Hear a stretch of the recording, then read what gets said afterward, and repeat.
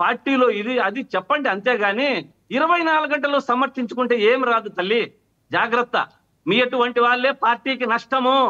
మీరు ఎలా సమర్థిస్తారో మీ వల్లనే పార్టీ అధోగతికి పాలవుతుందని సుజాత గారు మాట్లాడతారు. డిబేట్ సుజాత గారు సార్, జ్వాలాపురం శ్రీకాంత్ గారు నేను మాట్లాడిన మాటలు అసలు సరిగా విన్నారో లేదో అని నాకు డౌట్ వస్తుందండి. నేను ఫస్ట్ ఆ జరిగిన సంఘటనని సమర్థించుకోలేదు, ఖచ్చితంగా చర్యలు తీసుకుంటామనే చెప్పాము. ఇంతకు ముందు జరిగిన సంఘటనలు కూడా ఉదహరించాను. మా పార్టీ అప్పుడు ఏదైతే కోడి పందాల విషయంలో మా పార్టీ నాయకుల మీద చర్యలు తీసుకుందో ఆ రోజు జ్వాలాపురం శ్రీకాంత్ గారు ప్రశ్నించారనో ఇంకొకరు మీడియా వారు ప్రశ్నించారనో చర్యలు తీసుకోలేదండి. మా దృష్టికి వచ్చిన వెంటనే అక్కడ చాలా క్లియర్ గా డిస్ప్లే అవుతుంది కాబట్టి దాంట్లో సాక్ష్యాధారాలు విచారణలు అవసరం లేదు కాబట్టి ఇమ్మీడియట్ గా చర్యలు తీసుకున్నాం.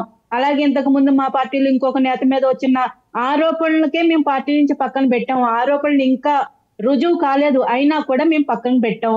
ఎంపీడీఓ గారి దగ్గరికి వెళ్ళడానికి ఆయన బ్రాండ్ పెంచుకోవడానికి వెళ్ళారు అని చెప్తున్నారు. పవన్ కళ్యాణ్ గారికి ప్రత్యేకంగా బ్రాండ్ పెంచుకోవాల్సిన అవసరం లేదు. ఆయన బ్రాండ్ ఇమేజ్ ఏంటో రాష్ట్ర ప్రజలందరికీ తెలుసు. కాబట్టి పవన్ కళ్యాణ్ గారు ఏదో పేరు తెచ్చుకోవడానికి వెళ్ళలేదన్నది ఫస్ట్ మీరు గుర్తించాలి. అలాగే మా పార్టీ నాయకుడి మీద చర్యలు తీసుకోమని వెనకేసుకు రాలేదండి. నేను ఇందాక చెప్పిన మొదటగా మాట్లాడిన మాటల్లో మీరు సరిగా వినుంటే అర్థమవుతుంది.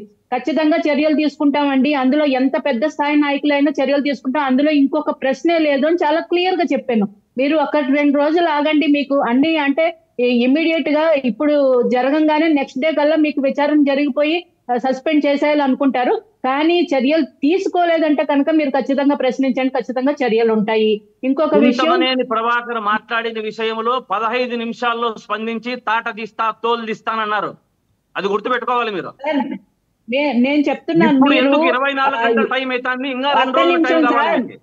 మీరు అన్ని మాట్లాడారు, మీరు మాట్లాడిన దానికి నాకు ఆన్సర్ ఇవ్వడానికి టైం ఇవ్వాలి కదా. మేము మా పార్టీ నాయకులు తప్పులు చేస్తే వాళ్ళ భుజాల మీద చెయ్యేసి వాళ్ళని ప్రోత్సహిస్తూ మంచివాడు సౌమ్యుడు అని ప్రజల దగ్గరకు తీసుకొచ్చి పరిచయం చెయ్యమండి. అట్లాంటివి చెయ్యము.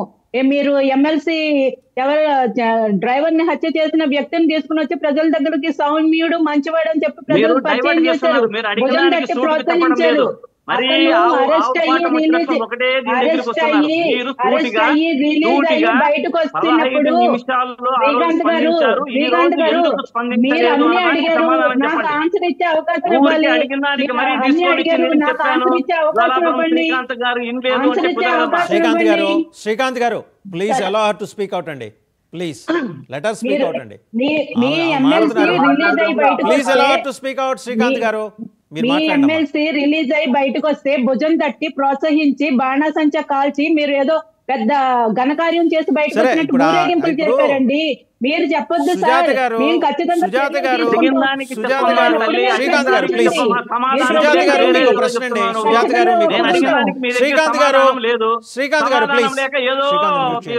శ్రీకాంత్ గారు మీరు ఆగండి. సుజాత గారు మీరు ఆగండి. సుజాత గారు మీకు ప్రశ్న. సుజాత గారు, రఫీ గారు మీ దగ్గరకు వస్తాను, కాసేపు ఓపిక పట్టండి. సుజాత గారు మీకు ప్రశ్న.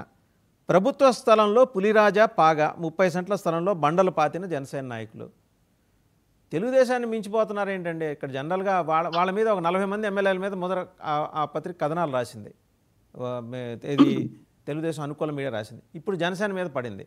ఇది నిజమా? ఎక్కడ ఆదోనిలో జరిగింట, మరి రాయలసీమ జిల్లాల్లో ఆయన్ని పులిరాజా అంటారట అక్కడ. సో పెద్ద చాటంత వార్త రాసింది. ఇలాంటివి రావటం లేదా? ఓ పక్క కబ్జాలు చేసిన వాళ్ళు మీ పార్టీలో చేర్చుకుంటారు,